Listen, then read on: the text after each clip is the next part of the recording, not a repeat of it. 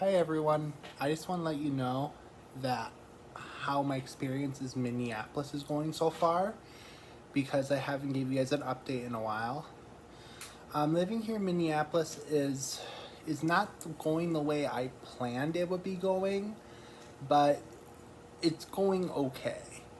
Um, like when I originally planned to move down here, I originally planned to work at Nordstrom Rack, be an employee there, but the store failed, and Mall of America did not work as planned. And then DCM Services, a job I was actually excited about, did not work out as planned. So, um, my life down here is not going as planned, but I am learning a lot about the city that I'm currently living in, and the different worlds that exist here that don't exist out in the suburbs or rural Minnesota. I'm gonna say is Minneapolis has four parts. Um, 35W splits Minneapolis in half, and I call one side of it Southwest Minneapolis, and I call the other side of it Southeast Minneapolis, and then 94 cuts Minneapolis again. So then then you have like because North Minneapolis is split in half on the west side because of 94. And then on the east side, 94 is not, 35W kind of like breaks up into two, and then, and then breaks it up over there. So like, because 35W, when it comes into Minneapolis, it doesn't go straight, it kind of curves like a C. So like, this is going to be like southeast Minneapolis. This is going to be southwest Minneapolis. 94 is about here. And then North Minneapolis is kind of broke up into two. There's a part down up here, and there's a part down there. And then there's like a little island here in the middle that is like North Minneapolis. And then the Mississippi River's here. And then East Minneapolis is on this side of the river. So it's on like the Elk River side of the river. Fridley, Columbia Heights, St. Paul. So I almost, in my mind, East Minneapolis, it's like its own city. Like, if it was up to me, East Minneapolis would be considered its own city because the only reason why it's a part of Minneapolis is because we say it is. And if the Sonar Bridge collapsed, there'd be no other way to get to East Minneapolis. So to me, East Minneapolis, in my mind, it's like its own city. So yes, it is technically Minneapolis because we all say it is, but in my mind, I kind of consider East Minneapolis its own city if I could, because it's not really connected to any other part of Minneapolis. And the only way that people can get to that side is with the Stone Arch Bridge. So it's more easier. East Minneapolis is more easier to get to if you live in St. Paul, that side of the river. So what I learned is like each neighborhood kind of has its own culture and design style. Like if like you go into like south, like West Minneapolis, that's where like the Witter neighborhood is, uptown. The part of Minneapolis that's like along like Plymouth and St. Louis Park, the suburbs, like lower chunk. A lot of the neighborhood over there is like single family homes. So as like you're walking through the neighborhood, you see single family home, single family home, single family home, then a random apartment building. But the apartment buildings are not big. They're maybe about 3 stories tall and 5 stories wide.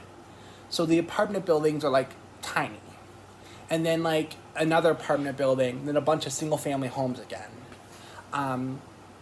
And then like when you're walking, you'll hit like random little mom and pop shops.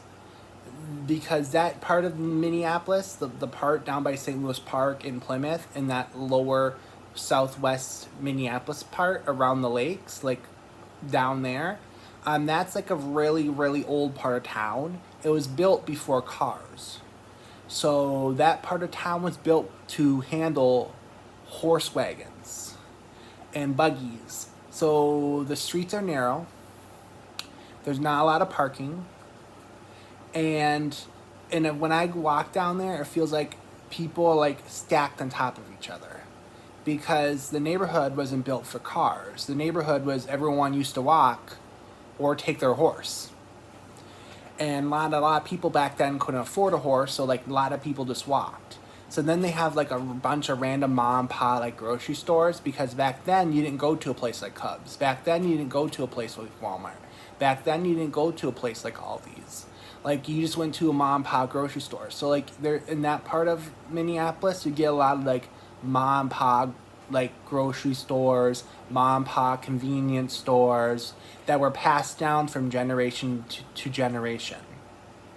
In that part of Minneapolis, around the lakes, near like St. Louis Park and Plymouth, a lot of people call that the white side of Minneapolis, because most people who live over there are white, and they can afford the expensive homes on the lake or near the lakes and near the parks. And a lot of people, when I tell them I live in Minneapolis, that's part of the city that they always assume that I live. Like when I talk to people on the bus and the trains and I say, oh, I live in Minneapolis, they always assume that I live in Uptown, because in Minneapolis, that's where most white people live, is in the Uptown neighborhood down in that corner. And because the homes are worth multi-million dollars down there, and a lot of the homes down there are past like generational. So if you have a house down there, you don't really like to sell it, because you want to keep it and pass it down to your kids, because the property values down there are just going up, up, up, up, up. And then you have above it on the southwest part of Minneapolis, you have the Witter neighborhood. And the Witter neighborhood, I'm going to say it's built similar to Uptown. Like a lot of mom and pop shops, single family homes, random apartments. But the issue is they don't have any lakes, or they don't have any ponds, or they don't have any beaches. And so what happens is, because there's no one to really attract people there, a lot of the white people moved out and are moving out to places like St. Louis Park, Minnetonka, and Plymouth, the suburbs, the first ring suburbs next to it, because they can have access to the lake, they can have access to parks and all that stuff. So then then Witter was just sitting there empty. And then the Somalian community came in, took over all the apartments over there in the Witter neighborhood. That's between downtown Minneapolis and Uptown, over in the southwest Minneapolis. And they took up all these empty apartment buildings and all these storefronts, and they made their stores and all that stuff. So just closer to the lake, you get over there in southwest Minneapolis / St. Louis Park / Wayzata / Plymouth, it becomes more wider. But the more closer from there that you go to downtown, it becomes more Somalians, African Americans, Indian. I mean, people who are just trying to look for a cheap place to live, and they don't care about the lakes. Because if you're like when I was working at Mall America, most of my coworkers came from South Minneapolis, because when like you're getting paid $15.50 an hour, and Bloomington's full of luxury apartments, you can't afford those luxury apartments. So what you do is you move into those low-income neighborhoods in Minneapolis, because you can actually afford to live there on minimum wage, and you just drive to work. You just drive to the Mall of America.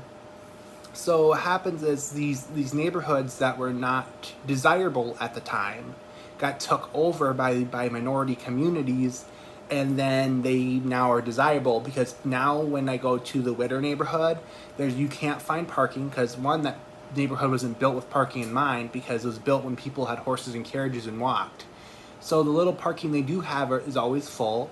The lines in the Whittier neighborhood are always long because I was over there the other day and I was really tempted to go to this crab place, and you can look through the windows and you can actually see them. You can actually see their kitchen and you can actually see them making the seafood, and it was like Somalian. It was Somalian seafood. So so then I'm like, oh cool, I like seafood, but I'm like, maybe I'm gonna save that so for when my parents and all that come, we can actually do that. So because the Somalians opened up some unique restaurants in Whittier, a lot of people go there for the unique restaurants and saving the neighborhood. Some of the buildings in Whittier, some of the businesses like, ooh, that needs a coat of paint. That needs a coat of paint. If they painted that building will be like 95% better, because the issue is Somalians, they don't like, some of them, they're so broke that when they're running these businesses that they're just so busy trying to stay profitable that they're not thinking about, to make our neighborhood, our business less scary, if we just paint the building where the paint's peeling off, our building will look nicer and more people would come. They're not thinking that way. They're just trying to think, okay, I need to just get Somalians here, barely pay my bills, and move on. You know what I mean? They're not thinking about, if I just paint this building and make it less scary, white people would come like all the other restaurants, and we will get more money. So some of the buildings down there, like some of the businesses are like that. If you just painted that building, you would get more. Repaint that building, you would get more customers. But but further away you get from the lake in southwest Minneapolis, the businesses also get more prison bar-ish. So definitely when you leave downtown and you go over Highway 55 and you get into Whittier, you see these apartments where like how these apartments are still standing, and then like you hit the mom and pop businesses in that part of the neighborhood, and they have like freaking like prison bars in front of their windows, and you like, okay, this neighborhood isn't doing too well because they have prison bars on their businesses. And then as you go through Whittier and closer to uptown, it becomes like less prison bars in the windows, and becomes more, the businesses become better conditioned, and it becomes a nicer neighborhood the closer you get to Whittier, the deeper into Whittier you go and into uptown. Because people from like St. Louis Park, Wayzata, and Plymouth, they'll drive into the uptown neighborhood and spend some money, and then they drive back out to their suburbs. So like if in southwest Minneapolis, the closer you are to the lakes, your businesses, the more money you're gonna make, and the less they worry about thieves and all that stuff you have to worry about. The closer you are to downtown, the more you have to worry about that. And be lucky the crime from the Whittier neighborhood doesn't come into downtown that much, because of the whole Highway 55, and there's only like one bridge that connects that part to downtown, and it's not the most convenient bridge if you're a person that has to walk to cross over. I'm used to it because I go to the Whittier place to do my lawn, like my big loads of laundry, because my washer and dryer combo is like a RV washer and dryer combo. So then we can do one pair of jeans, one shirt, two pairs of socks, and one pair of underwear. So I have to like do laundry every day. But sometimes when I have my coats or my sweaters or whatever, Whittier has the closest laundry mat to me. So like when I first was walking over there, I'm like, oh my God, it's such a pain to get over here. But now that I go over there so much to do my big loads of laundry to the laundromat, I kind of know okay, there's a secret tunnel over here, bridge over here that everyone forgets about that's not on Google Maps for the bikes that I can walk across. So a lot of, because like if you're taking like the sidewalks or the car from downtown to Whittier, the Google says, oh, there's only one bridge. Technically, because there is only one bridge, but there is a second bridge, but it's only made for bikes. And there's a sign says warning, please do not walk, bike trail only. But no one really like listens to that, and everyone just walks across the bridge anyways, because the bridge is technically the bike trail, and it's supposed to be technically only for bikes, because the city of Minneapolis is trying to convince people not to drive and to walk and bike everywhere, or take public transportation, so that bike path is supposed to be a reward for you to go cross simply if you bike around the city. But I don't do that. You think no one listens to the freaking signs? I see like 10 people walking across the bike path. I'm like, well, the cops can't get all of us, so then I just walk with them and I go over. And it's the same distance. Okay, it's the same distance if you walked up to the walking path and the car bridge and you went over.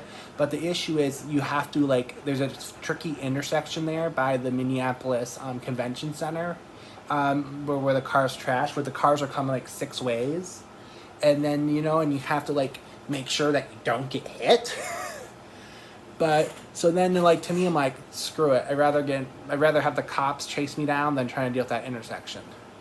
So, then, I get over there and it's easy peasy, and so if you bike in Minneapolis and you want to technically follow the rules, getting into the Whittier neighborhood by bike and then going through the Whittier through to uptown, getting to uptown through Whittier on the bike is the easiest way to get there, in my opinion. And then the bike trail that goes through the Whittier and then into the uptown neighborhood also goes through the rich parts of the neighborhood. So then you don't have to like worry about, oh God, is someone gonna mug me when I'm biking?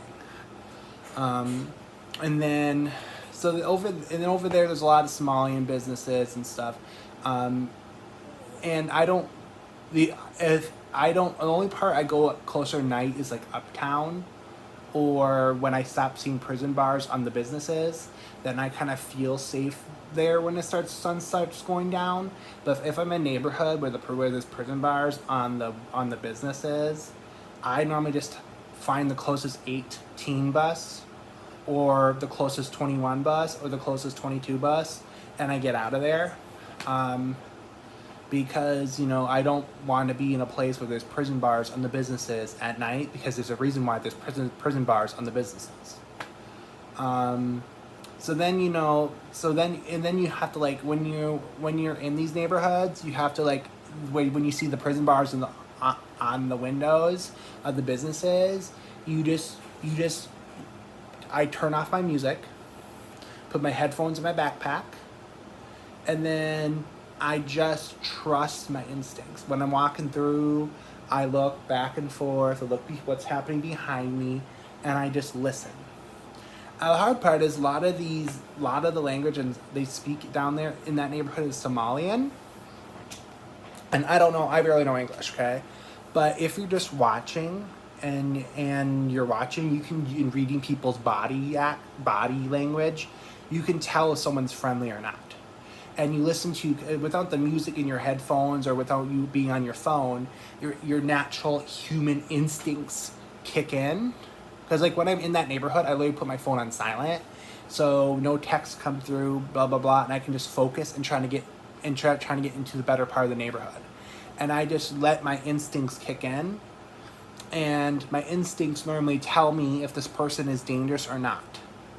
And then once I get into uptown, or when the prison bars start coming off the windows, that's when I can put back on my music on and kind of relax and just keep walking, and enjoy my walk.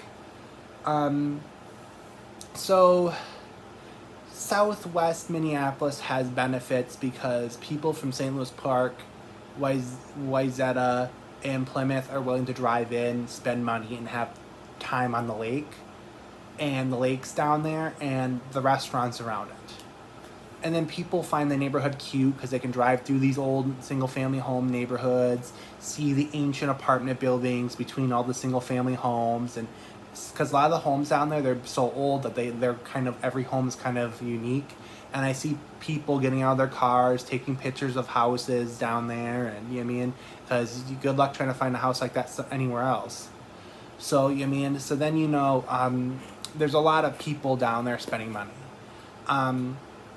Southeast Minneapolis, where my cousin Katie is, it's a little bit different. That neighborhood, that neighborhood's kind of tricky because the Blue Line train that goes through like Southeast Minneapolis is a curse and a non-curse at the same time for that community. Because when like you're going through Southeast Minneapolis on the Blue Line train that goes all the way to Bloomington, the closer you are to the Blue Line train stops, the better your business will do. Because people like me that come from downtown Minneapolis will get off the train, go down the steps, shop at the businesses kind of around the train, and then like we hop back on the train and go home. So like the good thing about Katie's neighborhood, the south east Minneapolis area, the closer your business is to the train, the less crime your business is going to have, and you actually get more customers. The further away from the train that you get in Southeast Minneapolis, where my cousin Katie lives, the neighborhood gets a little bit more eerie. It gets more prison bars on the windows and stuff. So if you want to ever like live in Southeast Minneapolis, where my cousin Katie lives, you want to live in an apartment building or a condo next to the train, because the only criminals activity you have to deal with are the drunks and the drug addicts, and a lot of times they'll just be passed out on the property, like not the property, but a lot of the apartments, they have those green boulevards around them. Like when I go down and visit Katie, like a lot of times all the druggies they're just passed out underneath the bridge, or passed out in the boulevard, or passed out, and you just have to like step over them or walk around them. You know what I mean? And they're so busy in their drug trances, that they're not causing any problems. But that's the con of living near the train station. But the positive is you have people like me that are always coming and going, and spending money, and always in the neighborhood, and it keeps like the thieving away. So, and then it gives you more money. So Katie's neighborhood in Southeast Minneapolis is, if you want to start a business or you want to move there, you actually want to live closest to the Blue Line train as possible. So then you get all the customers coming from Bloomington coming down that line, and you get all the customers from Minneapolis coming down that line, and they'll spill out into the businesses around the train track station. And in her community, the further away you get from that train, the scarier the neighborhood becomes. So, and the more obvious you see the poverty. But the only negative about her neighborhood, the drug addicts like to hang around the train, because they can get on the train, go to a different train stop, get their drugs from their cellar, hop back on the train, and then go back to their favorite train stop. So that's the negative about that. But the positive about that is, no one's not gonna come and pop you in the head, because there's plenty of witnesses around to see it. So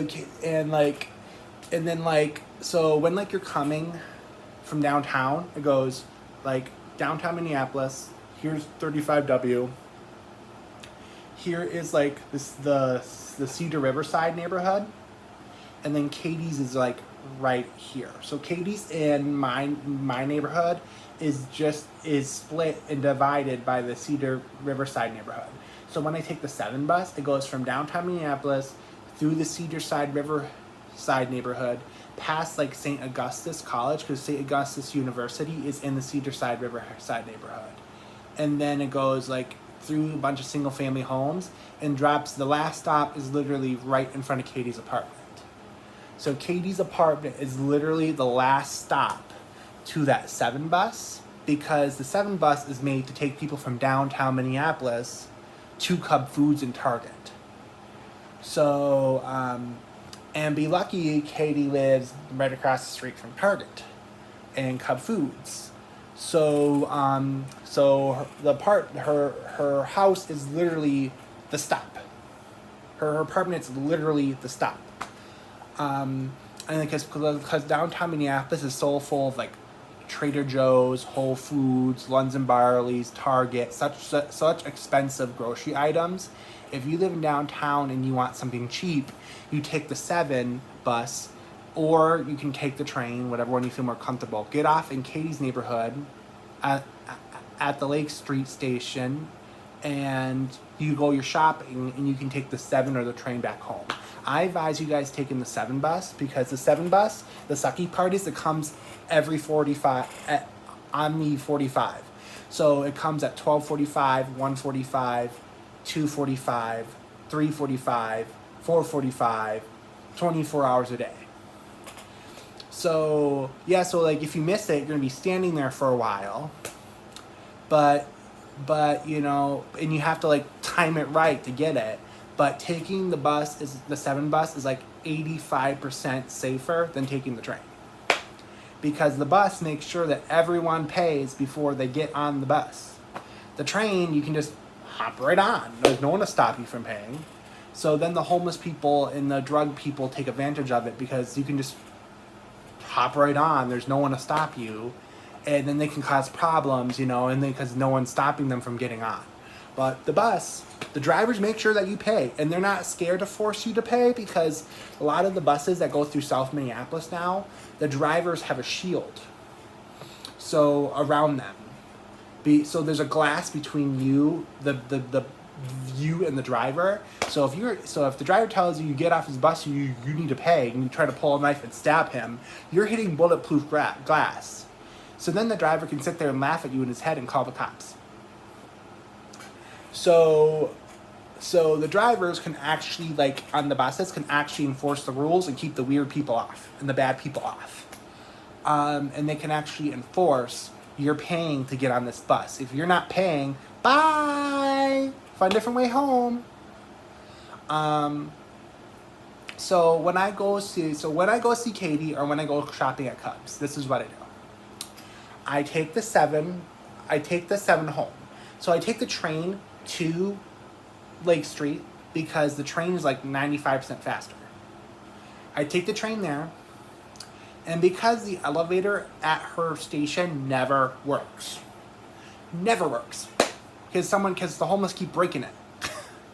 So what I do is I walk past the people sleeping underneath the bridge into her neighborhood, because the station's behind Target. And then I go and I do my shopping, and then I make sure I'm at the 7 by 30. Anytime by 30. So then 10 minutes early. And then, you know, and then I take the 7 home, because and also I would never feel comfortable taking my food, my shopping cart full of food on that train, because all the homeless people bumming on the train will try to ask you for your food or steal your food from you. So when I buy groceries, I take them on the bus. I wheel my shopping cart right on the bus, because what they do is the driver does, he folds down the wheelchair ramp, and I can scoot my shopping cart right up the wheelchair ramp and right into the bus. And then it's really nice. It's really nice taking the 7 bus, because the 7 bus will literally drop you off right not next to my apartment, I keep saying next, but 2 or 3 blocks away, and I can just take my shopping cart and just walk down Nicollet Mall. And I can just, once I'm at Nicollet Mall, the sidewalks are nice and smooth for the shoppers, and I just walk down Nicollet Mall and I go home. So then, that neighborhood is more, okay. So that neighborhood, if you stay in the busy shopping areas, at night you should be fine. Because, no one wants to do crimes to you in front of hundreds of cameras from all these Cubs, the bank, Katie's apartment, Cubs, and Target, and the daycare, and Dollar Tree. No one wants to do crimes in front of all the cameras. But once you get away from the shopping areas into the single family homes, that's when people start getting dumb because they know, we can gang fight here in the single family housing development, and there's no cameras here to catch us. So the further you kind of get away from the shopping areas, at night, that neighborhood becomes more iffy, and they're along the blue line train. The ones that so the further you get away at night, the more iffy it goes. But if I'm at next to Target, or next to Cubs, or next to Aldi's at night, yeah, I might run into those weird people smoking weed or drinking alcohol walking down the sidewalk, and they'll just ask you for money. And what my answer is, man, I'm broke. That's why I need public transportation. I can barely feed myself. And they say, okay, and they walk away. So if you use the I'm broke, that's why I'm taking public transportation and I can barely feed myself skill, they normally just walk away. Because it makes sense, because in Katie's neighborhood, or in even Southwest neighborhood, if you have money, you have a car. So, and if you have a car, you can drive. So in Katie's neighborhood, only the poorest of the poorest take the bus. So in the train, because most people in Katie's neighborhood have a high enough income where they can afford a car. So when I say that, they're like, oh, it makes sense. In their world, makes sense because, oh yeah, if he had money, why would he be taking public transportation? So, and then downtown Minneapolis at night, the sucky part about living in downtown, almost everything closes at 6 because that's when the office towers close. So the only thing that's really open after 6 p.m. in downtown Minneapolis is the clubs, the strip club, the gay 90s, the saloon, Tom's Bar. Tom's Bar is not like a dance club. It's more of a sports club, where you sit and watch TV. It's more it reminds me of more of a bar, but it's technically both a club. That's why they can be open until 2 a.m. And then it's more you can do things, but they're more clubbing and more drinking. It's not really oh I want to go to Dairy Queen and get a Blizzard, because those places, that's in the Skyway and it's closed at 6. So unless you're a clubber or you're a let's get wasted on a Tuesday kind of person, my neighborhood is not really good for that, because minus that the party district in downtown, everything is kind of closed. And Ray and my mom, they like the party district. They'll go there and they'll do that until 2 a.m. I'm not that kind of person. So to me, I'm the latest I stay up, you guys, is midnight. And then after that, and okay, so between 8 to midnight, I'm awake, but I am I just want to lay in my bed and watch YouTube. I'm not in the mood to dance. I'm gonna sit here and watch YouTube and waste my life kind of time. I'm not if it's before 8, I actually have energy to do things.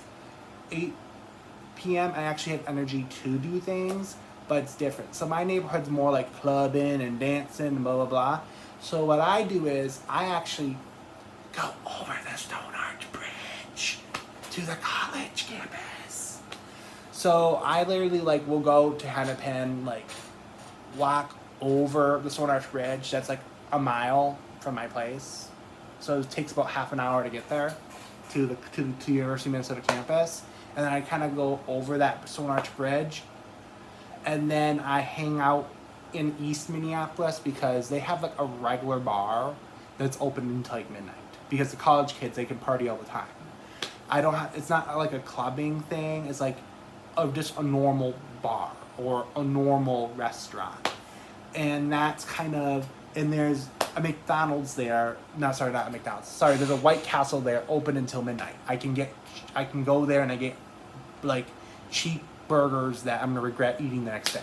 You know what I mean? So you mean it's just you mean, and over there, that's where my Latino grocery store is. Latinos Groceries Inc. And then there's like a German / Ukrainian / Russian grocery store over there. There is my favorite Indian restaurants over in East Minneapolis.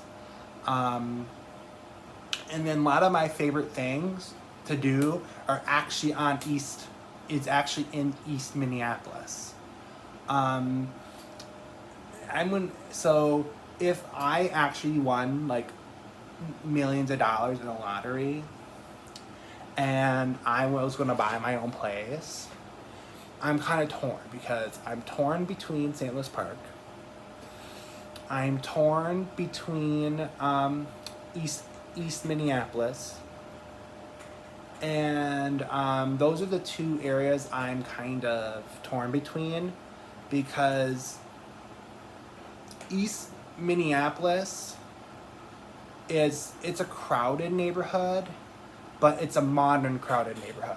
So they have like, the difference with Uptown is it's an old crowded neighborhood. So the buildings feel more crammed, they feel old, and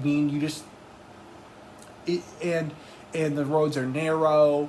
It doesn't feel comfortable for me. It feels really claustrophobic. But East Minneapolis it was built during car time when cars were actually invented. So the buildings are crammed and tall, but there's actually space for you to drive. There's actually space for you to park. There's actually space for the train to go through because you mean so the apartment buildings are tall and skinny. Uptown, they're short and wide. So they take more then it still takes a lot of space, but they're taking space sideways. And East Minneapolis, the buildings are skinny and tall, and they make them skinny and tall so then they can put a parking lot next to the building. In Uptown, there's no space to add parking because the building takes up all the land and there's no space to put a parking lot. But East Minneapolis learned from Uptown's mistakes, and they're actually like, okay, we can't do wide because we're gonna have no place for our guests to park. We have to do skinny and tall, and then like there can be a tiny parking lot for these people's guests to park. So East Minneapolis is kind of funny because it goes like a building, tall skinny building, then a like medium-sized parking lot, a tall skinny building, then a medium-sized parking lot, a tall skinny building, then a medium-sized parking lot, and then you might hit like a bunch of single-family homes, and then there's randomly a tall building with a parking lot. So over there, I'm thinking more about if I was going to buy a condo, more like East Minneapolis, and then if I need to go to St. Paul for something, I can just take the bus into St. Paul or take the Green Line train into St. Paul. And if I was going to buy a place, I probably would and I wouldn't buy a place in St. Paul, because if you guys think Minneapolis is bad, St. Paul is bad on steroids. Their streets are in worse condition than Minneapolis. Their parks in worse condition than Minneapolis. Their bike paths are worse condition than Minneapolis. Their homes are worse condition than Minneapolis. Their neighborhoods are worse condition than Minneapolis, because St. Paul is because before COVID, St. Paul used to be the poor city, and then Minneapolis used to be like the rich city, but now they're both equally poor. So So East Minneapolis is kind of more of the East Minneapolis. You're still getting all the funding from the city of Minneapolis, but you're doing everything almost in St. Paul. So then you kind of have the nice bike paths. You have the nice roads. You still have the nice sidewalks, all the way until like you hit the St. Paul border. And then once you hit the St. Paul border, things go back like 20 years. So then so then I can still get to my luxuries in St. Paul, and I can take the Green Line and the bus, still get my luxuries in Minneapolis, without being in like downtown Minneapolis. Or I'm also kind of torn. Like I would go to like St. Louis Park, because St. Louis Park has like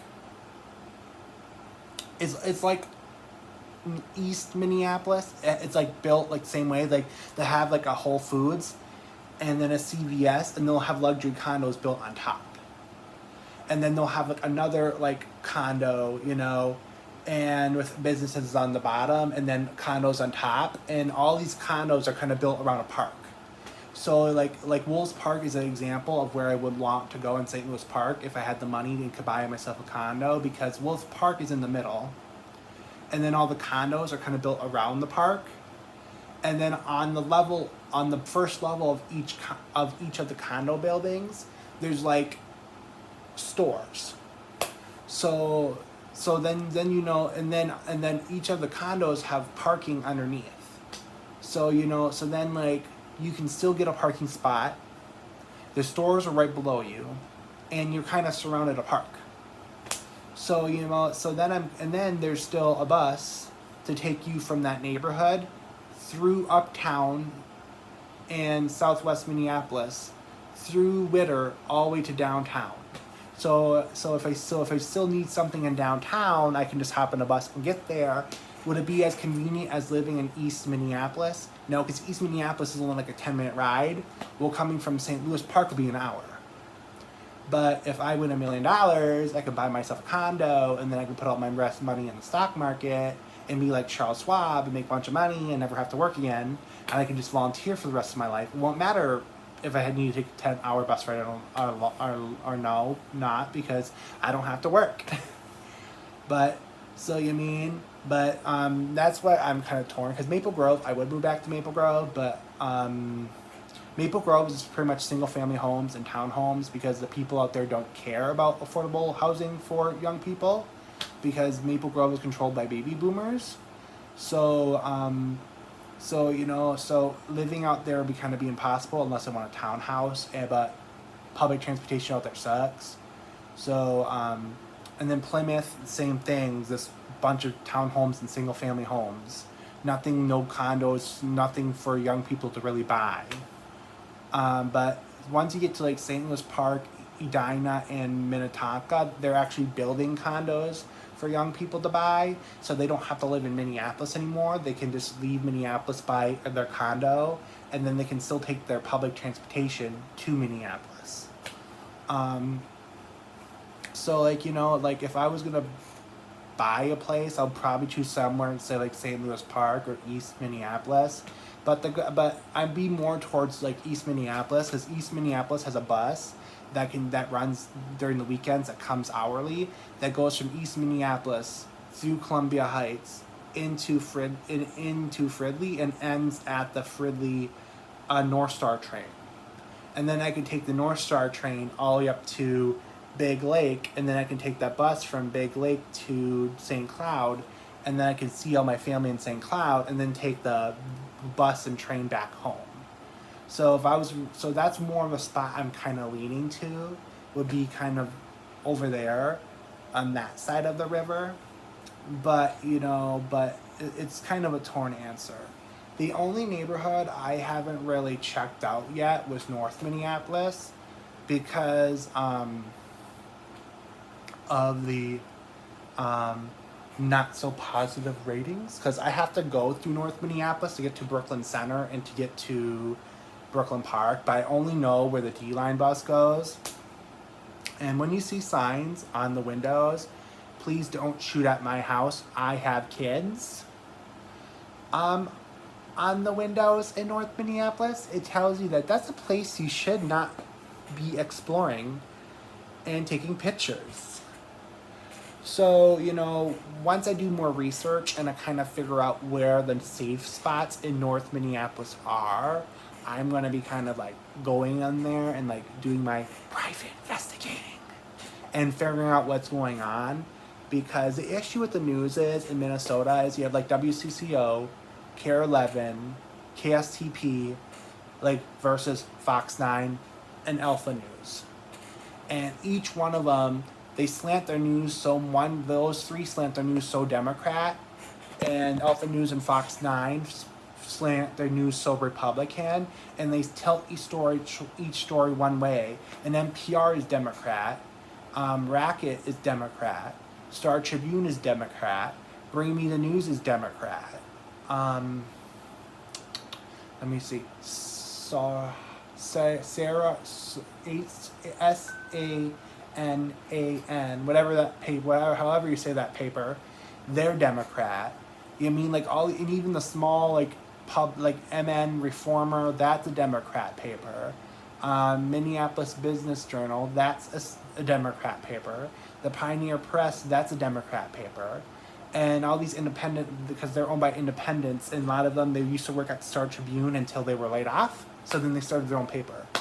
And then Fox 9 and like Alpha News are like the only like Republican papers in Minnesota and news sources in Minnesota. And each party kind of slants their own vision, and they're not really showing me like what's truly happening. Like, yay, one guy got shot in North Minneapolis, and one says it's person's mental health and they're being dumb, and another says, oh yeah, we need to take away guns and this will stop. You know what I mean? There's no like, why did this guy shoot the other guy? Was this guy part of a gang? Was this guy not part of the gang? You know what I mean? They're not going into the details I need to actually know what's going on in that community. So one of these days, when I do some research, I'm actually going to take the bus, get off. I'm not going to like hide in the bus and wait, yay, I'm in Brooklyn Center and I'm free and safe, woohoo! You know what I mean? I'm actually going to get off the bus where I know where it's kind of safe and I'm not going to get shot at. And I'm actually going to go in there and I'm actually going to take pictures like when no one's looking, like I normally do, and investigate and show you guys, so you guys actually can see what's going on with the pictures and what I'm seeing and blah blah blah. And I don't normally like to tell you how I feel when I'm taking the pictures and I'm sharing the pictures, because I want you guys to kind of look at them. I kind of want, when you guys are scrolling through the pictures, I kind of want you guys to build up your own opinions in your head. That's why I said, oh yeah, I went to the Witter neighborhood and for my walk, and here's my pictures. And I'll post my 13 or 14 pictures, because I want you guys to go through those pictures and zoom in and look and do some snooping. And then I want you guys to make up your own opinion on the neighborhood, instead of saying, I went to the Witter and this place was disappointing and this place was fine and blah blah blah, and telling you guys my opinion in the thing. I said I went for a walk, here's the pictures of the neighborhood, and boom, and I let you guys make your own judgments, because that's what I do. I just let you guys make your own judgments, and then you guys will call me panicking, saying I'm going to die, get out of Minneapolis? Or are you guys going to call me and say, hey, Dustin, we're proud of you, you're doing a good job by yourself, and you know what I mean? I'm not trying to like cover anything up. I'm posting these pictures the way I see it. I'm not adding filters. I'm not like changing. This is a natural photo. And so you guys can, like, I'm not doing deep fakes, so then you guys can actually see what I'm seeing, and then make up your own mind about, is this neighborhood falling apart? If it's not, in your own opinion. And then you guys can talk about with your friends at work. Oh yeah, my son Dustin, or my grandson Dustin, or my nephew Dustin, he went to Minneapolis and this neighborhood, and this is what he saw, this is what I thought about it. And then you can show your friends the photos, and then they can tell you what they think about it. And next thing you know, we're having this deep leveled connection of what's going on. And because, you know, I try to share some positive news what's going on in Minneapolis. I try to share negative news what's happening in Minneapolis. I share my photos. And then whatever you guys think about the city is whatever you guys think about the city. Well, I hope you guys have a good day. Bye-bye.